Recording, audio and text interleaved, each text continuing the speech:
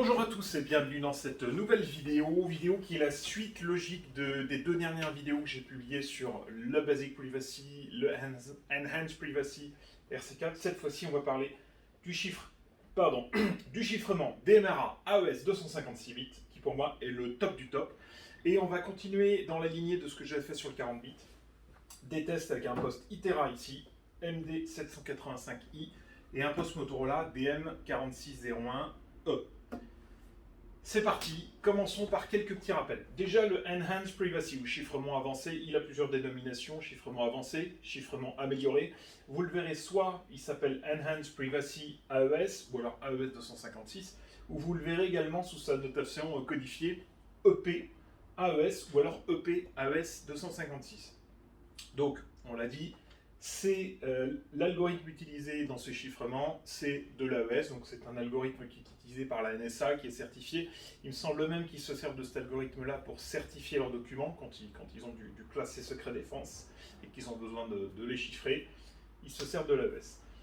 C'est le troisième et dernier niveau de chiffrement proposé par Motorola. Initialement, dans les postes Motorola, il y a trois niveaux de chiffrement. Le Basic Privacy avec une clé de 8 bits, 255 possibilités. Ensuite, le chiffrement avancé ou Enhanced Privacy RC4, ARC4, avec des clés de 40 bits. Ça, c'est le deuxième niveau. J'en ai fait une vidéo juste avant. Et troisième et dernier niveau, proposé en public du moins, c'est l'AES 256, donc le plus haut niveau de chiffrement qui se fait actuellement. La clé, elle a une taille de 256 bits. Alors, je ne peux pas vous donner le nombre de combinaisons que ça fait. Vous tapez 2 puissance 256 dans votre calculette préférée. Vous allez voir que ça va vous sortir un gros nombre. Donc, autant dire que s'il faut brute forcer ça, ça va être beaucoup de combinaisons. Ça va être très compliqué. Ce chiffrement, comme le RC4, il utilise des MI ou des IV. MI, message indicator ou message image. IV, initialization vector ou vecteur d'initialisation en anglais.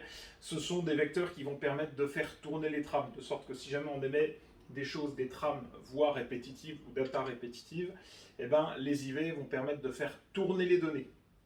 Voilà, de façon à ce qu'un attaquant ait plus de mal à décoder. Et comme les IV sont transportés dans certains bits du vocodeur, eh bien, il y a une perte de qualité audio. Voilà, il faut le savoir. J'en ai parlé sur le RC4. Moi, je ne la ressens pas dans mes tests en labo, personnellement. Après, si des gens ont l'habitude d'utiliser, sont passés d'un réseau en clair à un réseau chiffré avec du DMRA ou du Enhanced Privacy, ils sentent peut-être la différence. Moi, je ne la sens pas, personnellement. Mais voilà, c'est à savoir, il y a une perte de qualité audio. Légère. Ensuite, le Enhanced Privacy, l'AES, c'est un excellent niveau de chiffrement, le top. On ne fait pas mieux. Pour moi, vraiment, en termes de sécurité, c'est vraiment le top du top. C'est impossible à brute forcer, à ma connaissance. Encore une fois, je ne sais pas si des organisations gouvernementales, américaines ou non, ont les possibilités ou la possibilité de brute forcer de l'AES 256.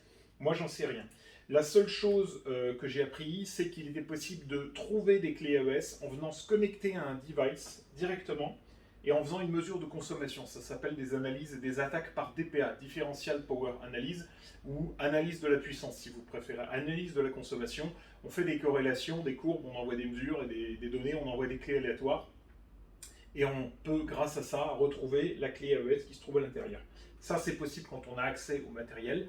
Si on sniffe en l'air et qu'on veut absolument brute forcer la clé pour la trouver, je ne pense pas que ce soit possible. C'est pour ça que j'ai mis impossible, mais à ma connaissance, encore une fois.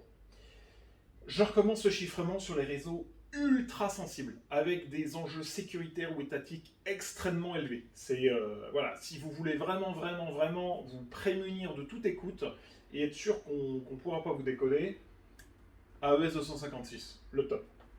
Et attention, il n'est pas nativement proposé dans les postes, il faut une licence à activer. Alors, là, j'ai acheté, donc pour chaque poste, j'ai acheté une licence. Pour un Itera, ça coûte une centaine d'euros. Enfin, moi, c'est le prix que j'ai payé. Et pour un Motorola, ça vaut entre 200 et 300 euros. Après, j'imagine que si vous achetez en volume, vous aurez sans doute des tarifs plus avantageux. Mais voilà, ça vous donne une idée de ce que ça coûte. Ensuite, utiliser du Enhanced Privacy du RC4, de l'AES 256, pour moi, faire ça sur son réseau, ça revient à sécuriser son réseau façon coffre-fort. Je ne sais pas si vous vous souvenez dans la vidéo Basic Privacy où j'avais dit que tu mettais la clé sous le tapis. Là, voilà, on ne met pas la clé sous le tapis, on utilise ce genre de choses. Donc pour attaquer un coffre-fort de cette taille-là, il faut des sacrés moyens, il faut des connaissances, ça ne se fait pas comme ça. L'AES, voilà, c'est pareil. Je pense que l'image est assez parlante. Est-ce qu'il est possible d'améliorer encore l'AES 256? On se dit, bon bah voilà, moi c'est génial, j'ai de l'AES, je voudrais encore améliorer le truc. Oui, moi je vous propose deux choses. Utiliser plusieurs clés ou faire tourner ces clés. J'en ai encore une fois parlé dans la vidéo RC4. Vous pouvez très bien, si vous avez un poste, par exemple une fréquence radio qui vous est attribuée avec ce genre de poste Motorola, décider que chaque groupe d'utilisateurs va utiliser une clé. Et vous avez la même liste de clés partagées dans toutes les radios et chaque groupe d'utilisateurs va pouvoir communiquer avec une clé différente les uns avec les autres. Et il existe une autre possibilité, Motorola ne la propose pas, mais c'est Itera qui la propose, faire tourner les clés. Itera, vous chargez une liste de clés, entre 1 et 32 clés, je crois. Là, on peut en mettre 16, là, on peut en mettre 32. Je ne sais plus si c'est 16 ou 32. Bref, je crois que c'est 32. Entre 1 et 32. Et chaque fois que vous allez appuyer sur le bouton PTT, là, il va sélectionner une clé dans la liste et il va émettre avec cette clé. Et quand quelqu'un va répondre, pareil, il va avoir la même liste, il va sélectionner une clé. Ça permet d'améliorer encore la ES 256 parce que vous dites bien que si vous utilisez 32 clés et qu'on vous en vole une, eh ben, il en reste 31 autres, quoi. Et pour qu'un attaquant puisse vous écouter, il y a une chance sur 32 quand vous appuyez pour qu'il puisse vous écouter. Le reste du temps, il ne pourra pas vous écouter. Voilà, donc ça permet d'améliorer encore en utilisant du coup plusieurs clés et faire en sorte que chaque poste communique avec sa propre clé et donc améliorer encore la sécurité du réseau. Je vous propose maintenant une petite démonstration parce qu'en fait, comme on a dit, c'est du DMRA. DMRA, à la base, c'était Motorola qui avait fait ces chiffrements. Et depuis quelque temps, le DMRA est devenu, la norme, le chiffrement Motorola est devenu la norme pour la DMR, DMRA, DMR Association.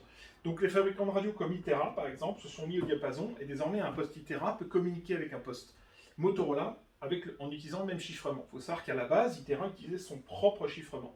On appelle le full encrypt Itera. Alors le basic encrypt Itera ou le full encrypt Itera.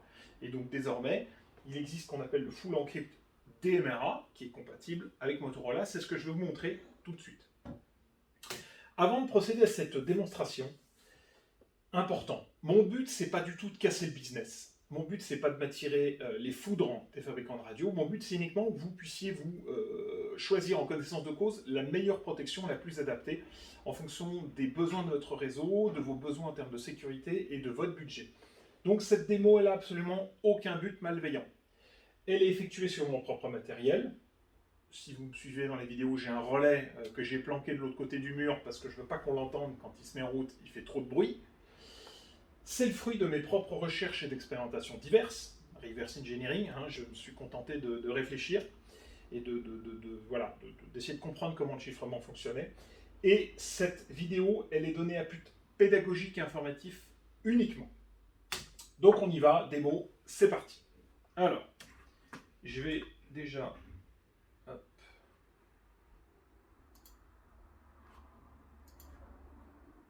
affiché. Je vais zoomer pour que vous puissiez voir. Donc j'ai lancé, il y a mon DSD qui n'est pas encore lancé, il y a DSD+, qui est déjà lancé en arrière-plan. On va zoomer pour que vous puissiez voir correctement, sinon, effectivement, ce ne sera pas drôle. 300% à peu près. Tac, voilà. Donc déjà un petit test en clair, pour bien montrer que le relais marche. Là, mon poste, il est allumé. Là, il est allumé aussi. Ah, mon poste vient de s'éteindre. Ce sont les aléas du direct. Ouais, hop, parce que je viens de connecter et un connecteur qui n'est pas forcément bien branché. On va éviter de le bouger. Voilà, il se rallume. Donc là, petit test. Petit test avec DSD+. Voilà, je baisse le son. Et là, on entend bien. Voilà, donc là, Itera, Motorola communique bien avec Itera. Et test. Maintenant, cette fois-ci, c'est Itera qui communique en clair avec Motorola. Voilà, et on voit bien, du coup, sur DSD+, on a nos deux conversations. Je vais le garder lancé, comme sur les autres vidéos. Cette fois-ci, je vais relancer mon DSD, donc DSD, ma version à moi, qui est privée, qui est capable de prendre en charge un certain nombre de réseaux, d'écouter un certain nombre de réseaux chiffrés. C'est parti, il est lancé. On va garder DSD. Je vais même le décaler DSD pour pas qu'il nous dérange, comme ça. Voilà.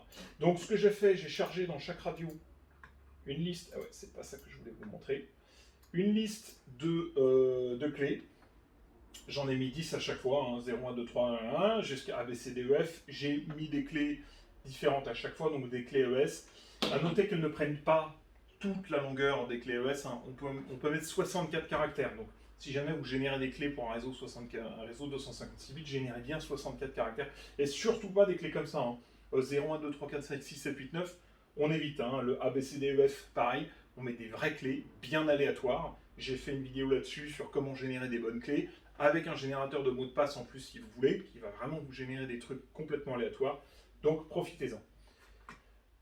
Hop, c'est parti. Ça c'est pour après. Donc là c'est lancé. Voilà, on voit donc bien DSD qui est lancé avec les bonnes clés qui ont été mises, hein, les identifiants. Alors j'ai laissé les clés RC4, on ne va pas s'en servir aujourd'hui, qui vont de 1 à 10, et les clés AES qui vont de 11 à 20 en termes de KID, l'identifiant de la clé. Hop. Et c'est parti. Commençons par AES. Tiens, alors on va pas faire toutes les clés.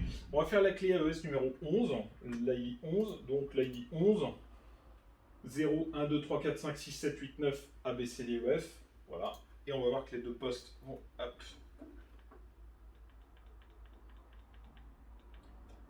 C'est parti. Test en AES. Cette fois-ci, test en AES. AES avec la clé numéro 11.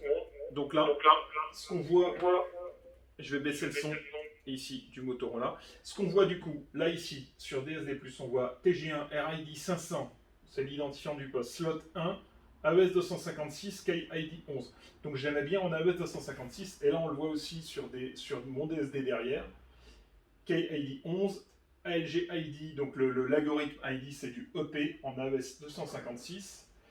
Et quand on met le son, test. Alors excusez-moi parce qu'en fait, je suis un petit peu proche. L'antenne, je ne sais pas si vous la voyez, l'antenne SDR elle est juste derrière. Test avec la clé ES numéro 11. C'est bon, la clé ES numéro 11, ça fonctionne. C'est parfait. Voilà.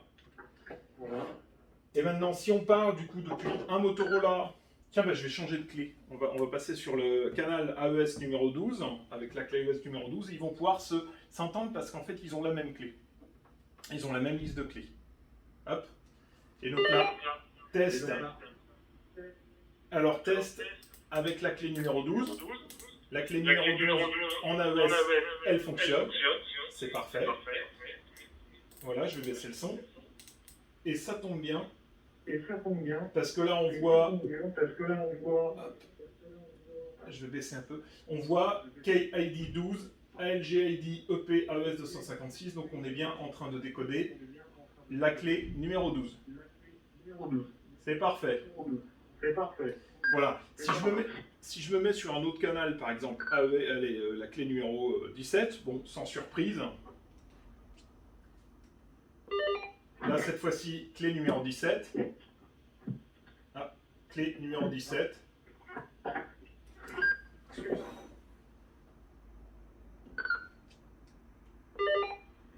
La test avec la clé numéro 17. C'est bon. DSD, c'est stabilisé. Donc, on est bien en AES. KID 17. On le voit là. Et là, ici, on a bien le son qui sort de l'Itera. Donc en fait, on va pouvoir faire communiquer, comme je vous ai dit, grâce à la norme DMRA, c'est magique, deux fabricants de radio qui à la base faisaient des choses complètement différentes, ensemble. La fonctionnalité d'Itera, je vous ai dit, ce qui est très bien, c'est qu'ils peuvent faire tourner les clés automatiquement. Ils ont une fonctionnalité, quand on programme la clé, vous voyez, je vais zoomer un peu là, on coche encrypt, on met sur full et on peut faire multi-key decrypt. Ça permet de, si jamais on reçoit une clé qui n'est pas la clé initialement mais qu'on l'a dans la liste avec le bon identifiant, on va la chercher. Et en plus, random key encrypt. Ça veut dire que quand on va émettre, on va aller chercher une clé au hasard dans la liste et on va émettre avec. Et vous allez voir, c'est magique. Parce qu'en fait, si je passe sur le canal, je vais pas faire, du coup, je fais pas toutes les clés, hein, je vais pas faire les clés AES numéro 20, mais par exemple, là, je me mets sur le canal random, et on va voir que random, hop, je vais m'éloigner un peu. Déjà, là, random clé random, donc on a la clé numéro 17, on entend bien sur Motorola, hop, voilà, je vais baisser le son, ça tombe bien, la clé 17, elle est là. Et si on met sur DSD, test DSD, c'est bon, clé numéro 17. J'ai mis un peu fort à côté en fait. Je vais essayer de changer l'antenne. Test, bah cette fois-ci, test avec la clé numéro 18. Hop. Test clé numéro 18. Ah non, maintenant c'est la 15. Vous voyez, donc à chaque fois que j'appuie, ça va sélectionner une nouvelle clé. Donc là, dès que j'appuie sur le bouton, j'ai programmé 10 clés. Il va sélectionner une des 10 clés, donc entre 11, ça va de... C'est ça, hein. Il va sélectionner, voilà, une de ces 10 clés entre 11 et 20. Donc il y en a 10, et il en prend une au hasard. Et il les met avec. Voilà. Donc là, par exemple, si j'en teste une autre, je teste, là je suis sur la clé 18. Vous voyez, je lâche, je rappuie, test, cette fois-ci je suis sur la clé 19. Clé 19. C'est bon. Le fait qu'il y ait des sauts comme ça, que DSD ait du mal à synchroniser, c'est parce que je vous dis, il y a l'antenne qui est juste derrière, j'émets quand même ces postes-là, je crois que c'est 5 watts minimum, donc avec un pauvre petit SDR derrière, ça sature très vite l'entrée. Et vous voyez, si je rappuie, hop, cette fois-ci, je suis sur clé 11. Donc à chaque fois, on a une nouvelle clé, et à chaque fois, bah tiens, ils peuvent se parler d'ailleurs. Voilà. Là, on a Motorola qui peut parler avec un Itera qui peut comprendre. Donc ça fonctionne. Et là, DSD qui marche. Voilà, bon, je vais arrêter là parce qu'il y a de l'écho. Donc c'était vraiment pour vous montrer qu'il existe des moyens de vous protéger efficacement contre les écoutes en utilisant ce chiffrement AES, sous licence évidemment, mais si vous avez plusieurs marques de radio, ça peut fonctionner, elles peuvent fonctionner entre elles. Donc, hop, je vais arrêter ça, je vais dézoomer pour qu'on puisse revenir sur le PowerPoint. Clac. Vous voyez, paf, c'est parti. Hop, on continue. Donc, en conclusion, qu'est-ce qu'on peut dire? Utiliser du chiffrement AES, est-ce que c'est une bonne idée? Oui, si vous voulez vous prémunir d'écoute et que vous avez un fort niveau d'exigence ou de forts enjeux sécuritaires ou étatiques, oui, c'est une excellente idée. Surtout si votre réseau est très sensible. Alors vous allez me dire, ouais mais là tu viens de nous montrer un DSD qui est capable de décoder de l'audio, donc c'est la preuve qu'on peut être décodé. Oui, si on a la bonne clé, on peut décoder l'audio. Si on n'a pas la bonne clé, non. Voilà, c'est vraiment ce qu'il faut comprendre. Si vous ne mettez pas la bonne clé, si un pirate se trompe ne serait-ce que d'un seul bit, la clé, tout sera complètement faux. C'est l'avantage des algorithmes de chiffrement évolués, c'est que si on se trompe d'un bit, la voix devient totalement inaudible. Attention à vos clés, cependant. Moi, je vous invite à utiliser plusieurs clés sur votre réseau, pas en mettre qu'une seule. Changez-les régulièrement, à vous de déterminer régulièrement. J'ai fait une vidéo là-dessus, toujours dans le comment générer de bonnes clés, en fonction du niveau de sécurité. À vous de déterminer qui s'en occupe, dans quelles conditions et à quelle fréquence. Et stockez-les en lieu sûr. Je reviens sur l'histoire du fichier Excel. Si vous avez une société avec 200 personnes et que les clés AES, elles sont stockées, enfin, ou RC4, elles sont stockées dans un fichier Excel sur un répertoire partagé sur le réseau et que vous êtes 200 personnes à y avoir accès, j'appelle pas ça stockage en lieu sûr, personnellement. Donc, stockez-les en lieu sûr. Évitez de débruiter la clé, surtout si votre réseau il est très sensible. Faites en sorte qu'il y ait 1, 2, 3 personnes maximum qui aient accès à cette clé, point barre. Plus il y aura de personnes, plus il y aura de risque de fuite. Voilà. Moi, je voudrais poser du coup 2 questions subsidiaires, enfin 2, 3 3 questions subsidiaires sur ce chiffrement. Est-ce que, j'ai pas la réponse, est-ce que les fabricants, Motorola, Itera, Tite, n'importe qui, peuvent avoir accès aux clés de chiffrement?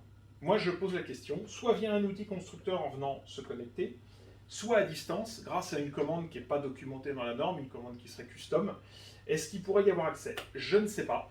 Je pose la question. Pourquoi je pose la question? Parce qu'en fait, il y a souvent des problématiques de souveraineté des États, et un chiffrement ES 256, si personne ne sait le bruit de forcer, à un moment donné, si ça tombe dans de mauvaises mains, vous doutez bien que le fabricant, pour garder de la souveraineté, ou peut-être à la demande de l'État qui est au-dessus, il va demander à ce qu'on puisse avoir accès aux clés d'une façon ou d'une autre. Je pose la question. Moi, je n'ai pas la réponse. Je ne sais pas si c'est oui, si c'est non. Via un outil constructeur, je pense que oui, moi j'en suis convaincu. C'est-à-dire en venant se plugger sur la radio, en relisant la radio grâce à un outil constructeur, je pense qu'ils peuvent tout à fait lire la mémoire et dire la clé, elle est en mémoire à tel endroit, c'est ça. Maintenant, à distance, je ne sais pas. Je pose la question, vraiment. Allez pas me taxer de complotisme ou quoi. Vraiment, je me dis, bah tiens, il y a ça, on nous propose un chiffrement hautement sécurisé, mais si personne ne peut le casser, est-ce qu'il n'y a pas une backdoor qui a été laissée, une porte dérobée derrière qui permet d'accéder à la clé, d'une façon ou d'une autre? Ça me semblerait logique, mais encore une fois, je n'ai pas la réponse, ça peut être oui, ça peut être non. Donc voilà, je pose la question, elle fait partie de cette vidéo, elle reste en suspens.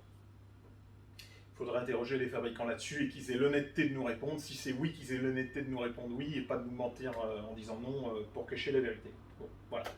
On saura, je pense qu'on ne saura jamais. Petit mot de la fin, merci à tous d'avoir suivi cette vidéo. Je vois qu'on arrive presque à 22 minutes, donc je vais m'arrêter là.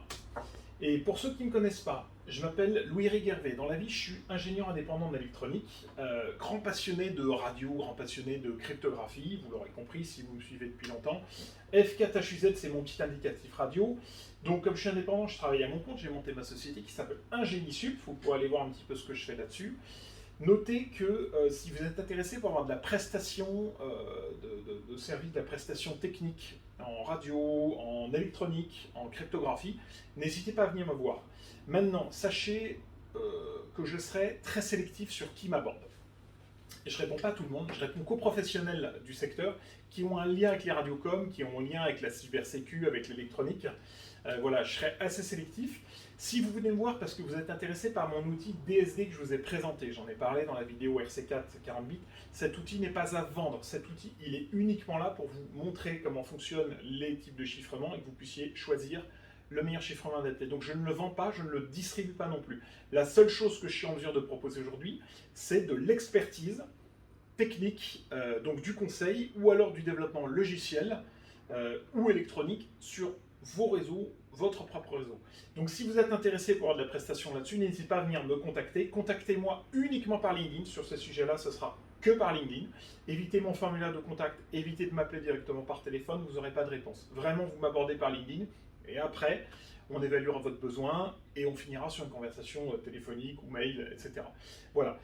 Je ne vais pas m'étendre plus sur le sujet. Merci à tous d'avoir suivi cette vidéo jusqu'au bout. J'espère qu'elle vous a plu et je vous dis à très vite pour de nouvelles aventures, dans de nouvelles vidéos, toujours sur la radio, la crypto en général. Allez, ciao, salut à tous.